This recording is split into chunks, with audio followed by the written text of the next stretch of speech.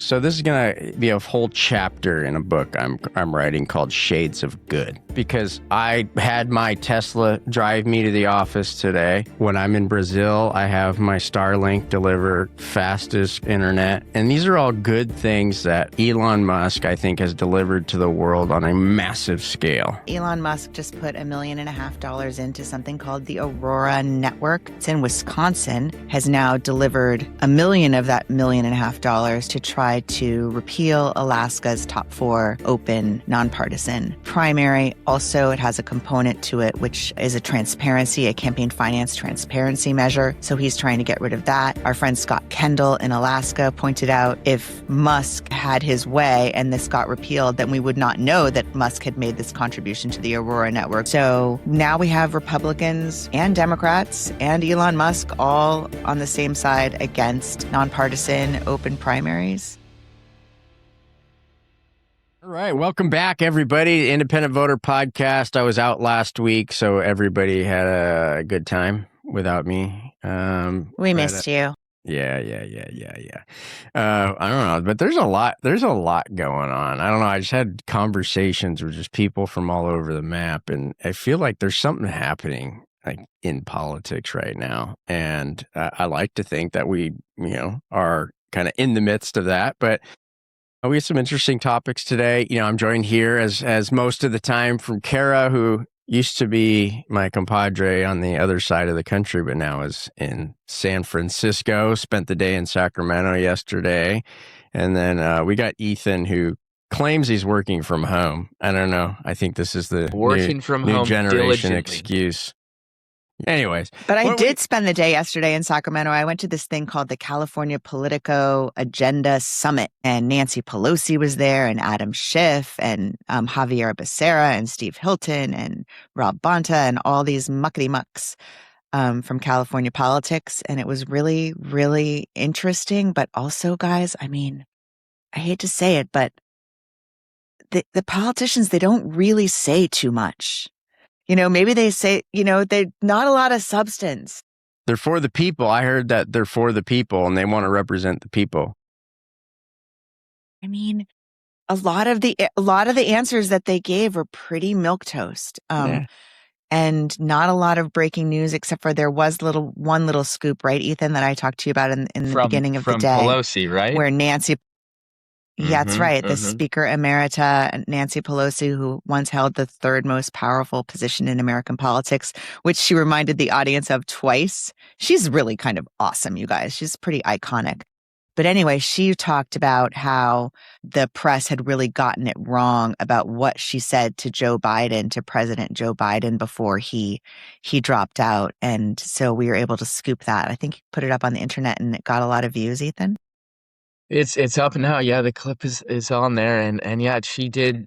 She gave me a great hook because she was like, "You've never heard this before," and then she told him that his pollsters, he needed to go to some other pollsters about his campaign, which makes sense. It seems like maybe he's being fed some kind of false information about the public perception of him, because I remember even before his campaign, it just seemed like he was in decline. So it would be amazing that, people around him wouldn't realize that this is affecting public perception. And then I think the other thing that she said was that she kind of urged him, like, take some sort of mental cognitive aptitude test or something like that.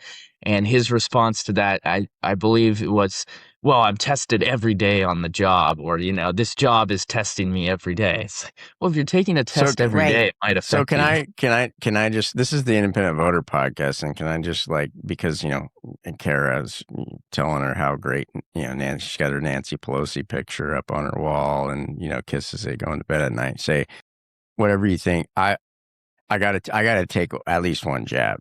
Because Nancy Pelosi? Okay. I'm going to, because I personally, as an American, will never forgive her for ripping up Donald Trump's speech on the House floor. I thought that was a moment of partisanship that was disrespectful to the institution, whatever you think of Donald Trump. So it had nothing to do with Donald Trump, it had to do with the institution, that we should not have leadership who represent the House of Representatives, not their party, ripping up a president's speech whether they like it or not. That's my opinion. You're free to disagree with it, but she's done a lot of great things in her life, and I'm not taking that away. People aren't all good, all bad, but I think that was one moment that was not a good moment for our institution, and Nancy Pelosi she's the one that did it. That's my personal opinion. It was an unusual moment. Sometimes you don't always think before you act. And I wonder if she was just I wonder if mostly politicians, do try to think before they act. I wonder if it was planned when she ripped that speech up or not, or if she was just so mad that she couldn't sort of help herself. Yeah, I know. I'm saying, and we all do that. There's moments in our own lives. Yeah, we shouldn't have done that. Like every day. We're right. That's the whole point. We all screw up, and I'm just saying she screwed up at that moment. Whatever you think of her, I think that was a major screw up. And when you're the third most powerful person in the United States, you represent the United States. You got to have the better composure than that, in my opinion. Okay. I know we didn't come on to talk about that, but I just didn't want to give her a free ride on the Independent Voter podcast. So, I don't know. What were we supposed to be talking about? That could be that's a major point of contention, of course. And I don't think it was a good look for the Democrats, like you were saying, especially ahead of the election. I mean, I'd love to go back and revisit what Trump said in that speech. There it is. Let's not focus on the issue. Let's go and set an example of something else terrible somebody else did as if it's relevant to an analysis of that action. I think that's a completely fair response. You're right. Objectively, not a good idea for the Speaker of the House to do so. So, yeah, no, I agree. I think, why don't we get into what Elon Musk is doing in Alaska? As election reformers, we all know Alaska has one of the most innovative kind of ranked choice voting systems out there in the U.S. And what's going on, Cara? You wrote an article about it. All right, Cara can go first, but I want to comment on this one. I was just going to say that Elon Musk just put $1.5 million into something called the Aurora network. It's in Wisconsin, and this Wisconsin network that Elon Musk put his money into has now delivered $1 million of that $1.5 million to try to repeal Alaska's top 4 open nonpartisan primary. Also, it has a component to it which basically is a campaign finance transparency measure. So he's trying to get rid of that. Our friend Scott Kendall in Alaska pointed out that if Musk had his way and this got repealed, then we would not know that Musk had made this contribution to the Aurora network, who had made this contribution to the repeal effort in Alaska. So now we have Republicans and Democrats and Elon Musk all on the same side against nonpartisan open primaries.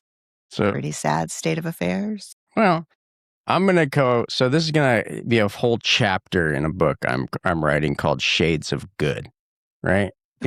Okay. Because I had my Tesla drive me to the office today.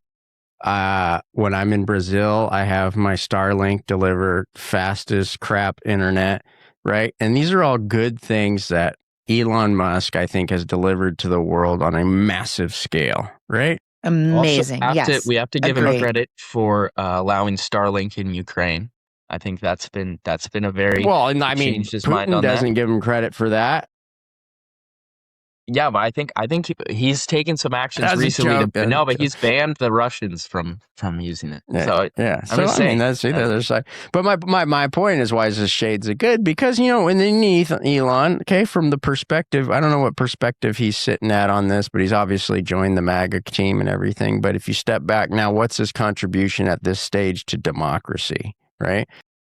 His opposition to, let's call it for what it is, his opposition to Alaska is the fact that it's difficult for the MAGA team and Trump to get somebody elected that's going to agree with them on everything, right? So that's why they're doing it. There's only one reason why you do that, okay? There's a Republican is being elected to the Senate, but it's not their Republican, right?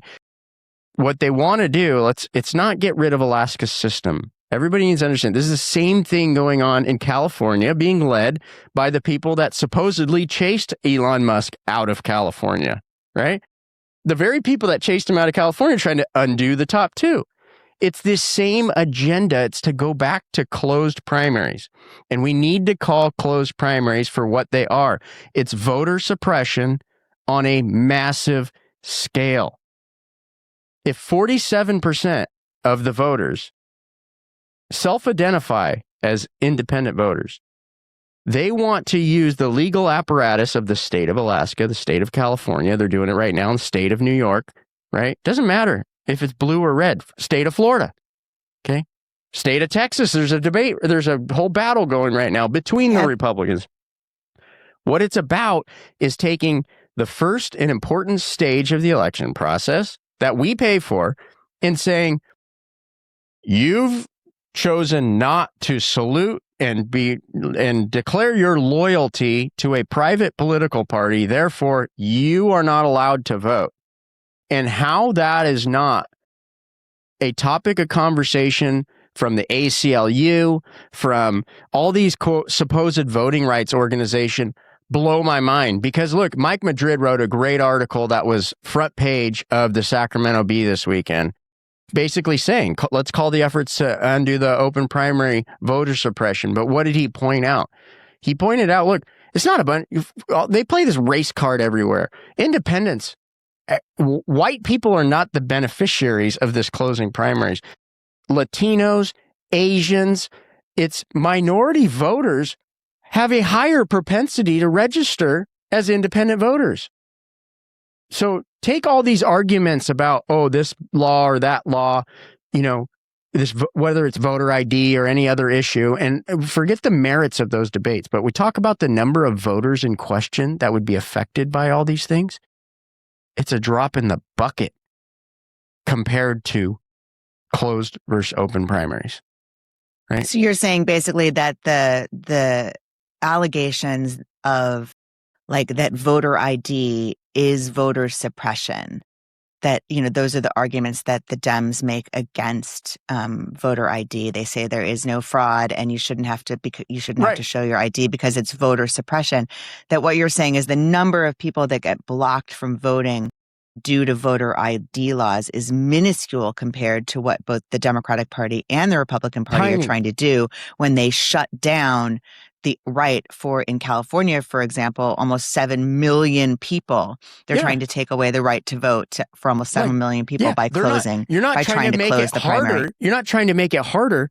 You're telling them they can't vote at all. Talk about poll tax. That's more than a poll tax. You can't even pay the tax because it's impossible unless you forfeit your private right, your First Amendment right of association, your First Amendment right of free speech. You sacrifice all those First Amendment rights and join an organization that you don't believe in, and basically also lie to the government by telling them that you're a member of this organization when you really don't want to be. So I was asked to test. Is it really lying? I mean, you're definitely checking it, but you're basically saying what you're saying is when I fill out my card, I'm going to have to check that I am a Republican, even though I'm not a Republican, in order to participate. It's like there's this disingenuous relationship that you have. It's not disingenuous. They make you commit fraud in order to participate in the election process. It is fraud. I'm not really a Democrat. Then you say, well, just register with the party to vote. Well, you're telling me to commit fraud. You're telling me to tell the state, this is the party I'm a member of, but I'm not.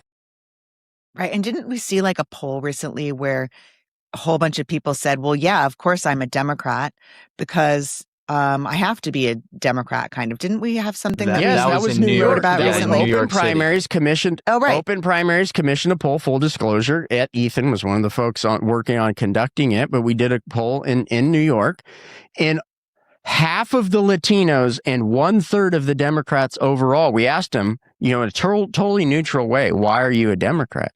1/3 of Democrats as a whole said, well, I'm not really a Democrat. That's the only chance to really have a meaningful vote.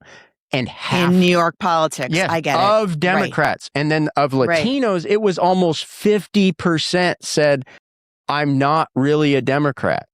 So now connect this with, I was also but in order to participate, I'm saying that I am on my registration so that I can vote in the meaningful election in New York, which is the primary and not the general, because if you don't make it through the primary, like it's whoever the Democrat is who wins the primary pretty much automatically wins the general in New York. Same as California, right? When it comes to like the governor's race, for example. Yeah, but Steve Hilton yesterday was saying that he's the only person who was there who actually thought that he had a chance to win. He was sort of self-deprecating.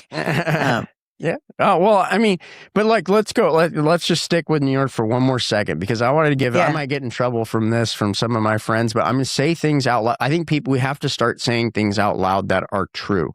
Okay. I was asked to testify in New York. I told her I'm in California, whatever. I'll come testify, right? Some folks from the open primaries group said, come testify. We're making the case for open primaries in New York. So I gave my case. I gave the background of California. I explained how, look, our voter turnout's like 40% in the primaries, unlike New York's, that's like 9%. With a straight face, the representative from the NAACP says, this is racist to open up the primaries. Basically insinuating people like me are racist because black voters get their power through the Democratic Party, and that this would disenfranchise and dilute their power. And that was her testimony.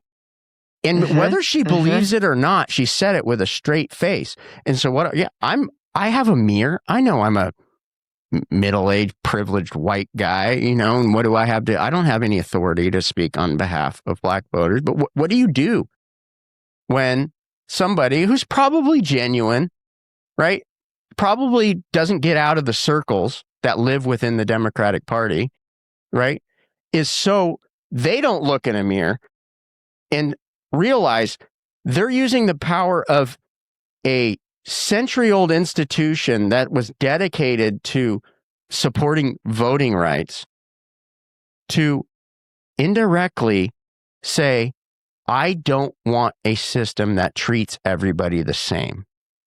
I'd rather keep a system that by law prevents people from voting by the choices, the First Amendment choices they make, right? That's the state. That's what's going on. Those are the fights that are happening right now. And if I'm called a racist, so be it. I'm tired of it.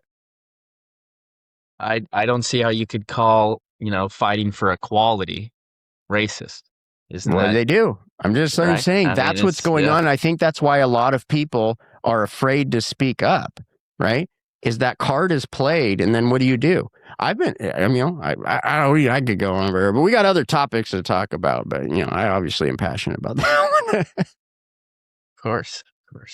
Well, we do have, we have a clip going kind of viral right now of Abdul El-Sayed in Michigan calling out John Fetterman. They've kind of had some serious back and forth. Looking. I'm like, he is so good looking. The last time Cara did this, it was about Eric Swalwell. It's true. Oh my God, it's true. But he's just like in the gym, lifting weights, talking politics. He's got some serious charisma, and he knows how to talk, in a way that just seems like he's your buddy at the bar, which is ideal, I think, on social media and just in today's day and age where people want to see that authenticity. Obviously, we've seen it from Trump in a much different manner have a ton of success, but this guy El-Sayed is just he's just casual about things. It doesn't seem like he's doing any political processing before he says the things that he does, even if there probably is. He seems like a smart guy. But he's a pretty seasoned politician, actually, right? He's run a whole bunch of times. This is just the time that he hit it. And he's the nominee. He's in the catbird seat now for sure. And it's just so interesting, like what videos you put up that go viral. And this is one of them. Like Chad said, it has, tens of thousands of, I don't know, where is it at, Ethan? Where I probably it's around 350,000 views now, and then it's been getting just some really solid engagement because I think he hits a lot of buzzwords in that video. He calls Fetterman an asshole, then he says, "But I try and approach every person with empathy." So Yeah. That's a big word for a large contingency Yeah, of for a voters. guy saying a lot of bad things about a guy who had a stroke, and so It's interesting how he's able to frame it in a way, he frames the experience of having the stroke as the reason why Fetterman seems so bitter today. I also must say, to be fair, you just defended Nancy Pelosi by attacking Trump about 10 minutes ago. So, don't be too hard on the guy. hey, no, I Nancy agree. I mean, Pelosi yesterday, I that's have rhetoric. to say, it was pretty funny. Like the article that I wrote, she was talking a little bit about how she came to power and about now that she's retired, that she is still going to be involved in politics, but she's going to be less partisan. That she sort of feels she's going to work at UC Berkeley. There's going to be a Nancy Pelosi Institute there. And she was talking about how she feels sort of emancipated from the partisanship, not from the politics, but from the partisanship. But I have to tell you, like practically in the same breath, she was saying that the Republicans are destroying democracy as we know it, and the biggest threat to civilization and mankind, and sort of existential. And I can't at this moment imagine why voters are disillusioned with the talking points of politicians. I can't imagine. Yeah. It's easy. It's easy to say like the things people feel in their heart, and then but not act on them when you're in a position to do something about it, right? That's why I think El-Sayed shows the clear solution is replace all campaign and political consultants with personal trainers. Get the politicians in the gym, and we'll have 50% of Caras will vote for him just because of the look. It's perfect. I think that's the strategy. Dang, I mean, I don't know that I'd vote for him, but I would definitely vote for him as cutest Senate candidate in America for sure. Like he is so good looking. We could have him with Plattner and Eric Swalwell and all the good looking charismatic guys all together. Then we'd have perfect representation. Yeah, exactly. You don't even have to go door to door to find the candidates like the DSA. You just go to your local flip book 24 or hours. slideshow on Instagram, right? You could just have like it could be like the dating app where you just like swipe left or swipe right. You just be like, oh, he's cute, he's in. Yes. He's in. Oh, don't. We'll get rid of that guy. That one's president. Exactly. Get rid of the pamphlets. I feel like that's and just probably photos. How President Trump kind of chooses his people. It's all central casting. He wants people who look really good on TV. He wants people to be, he wants attractive people around him. And that's sort of high on his list, right? Like Hegseth, for example, is, I was going to bring up Hegseth. Although if you watch some of those Department of War videos lately, Hegseth, he's been looking a little weathered. He's looking a little stressed out, I have to say. Yeah, the office will do that. He should be stressed out. Talk about, okay, so now can I lay my beef on like Donald Trump, who's the cohort in crime with Elon Musk in Alaska, right? Who has said... it's Trump and Musk. He says these blanket statements about all ranked choice voting is communism and things like that. And it's like that. So I feel like I'm like in this devil's advocacy where I defend a lot of things that Trump does that I think there are things that he's done as good. Oh my gosh, I'm going to get attacked just for saying that, right? But like gerrymander, for gerrymandering, for example, I wrote a thing about how don't get mad at Trump because he just yells it louder, right? I'm not saying I like the fact that Trump gerrymanders. I'm just saying he doesn't pretend like he's doing something else, right? And that has an incidental benefit of educating the public about how the game really works, right?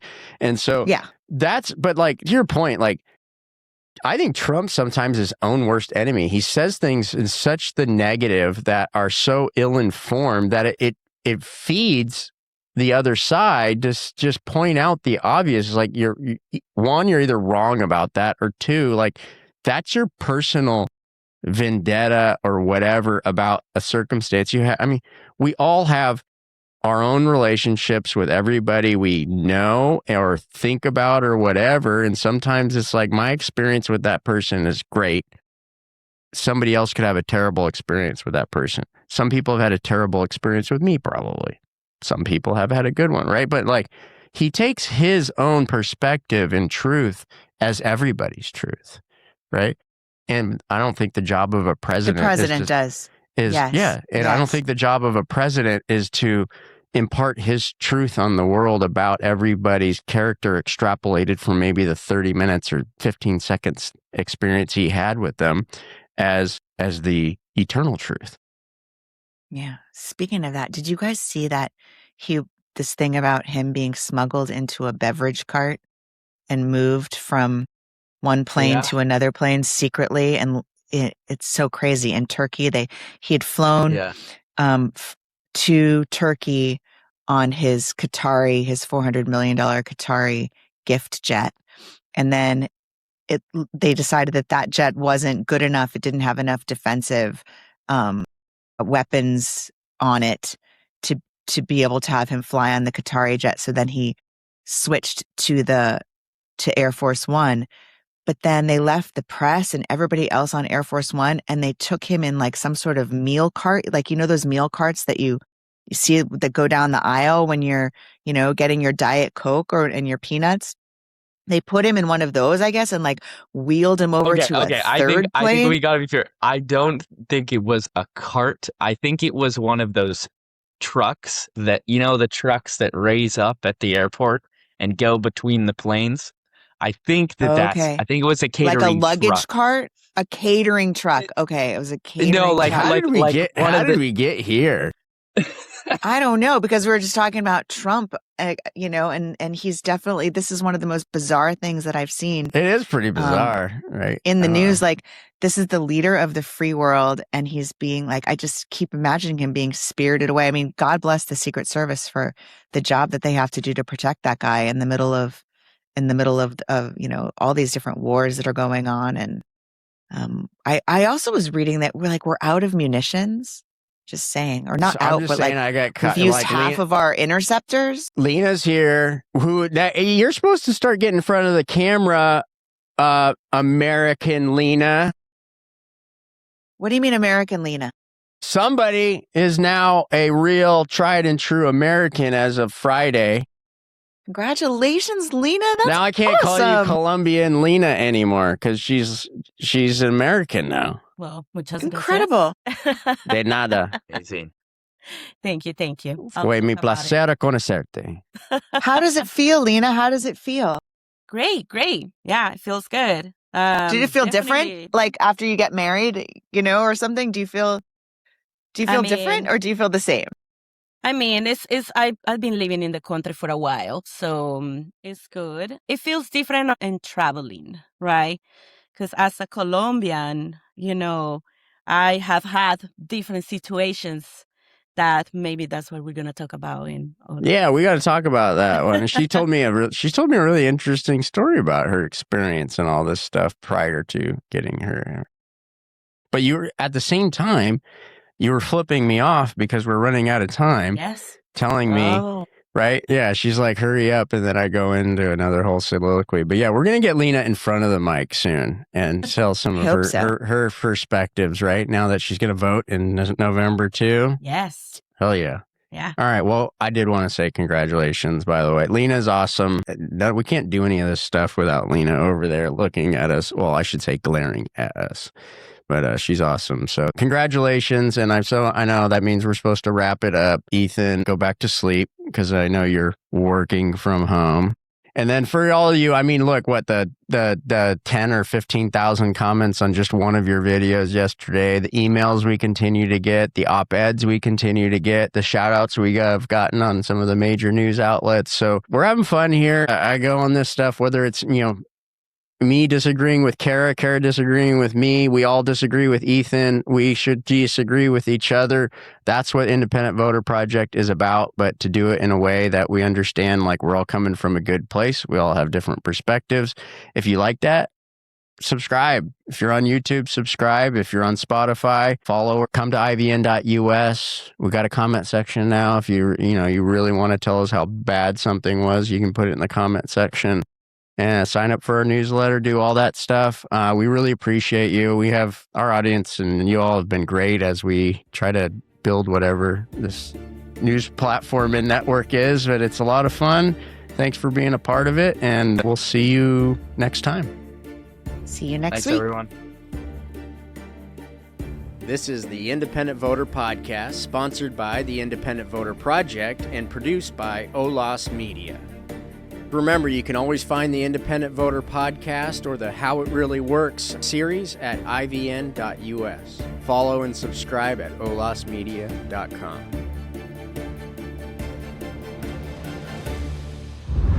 OLAS Media.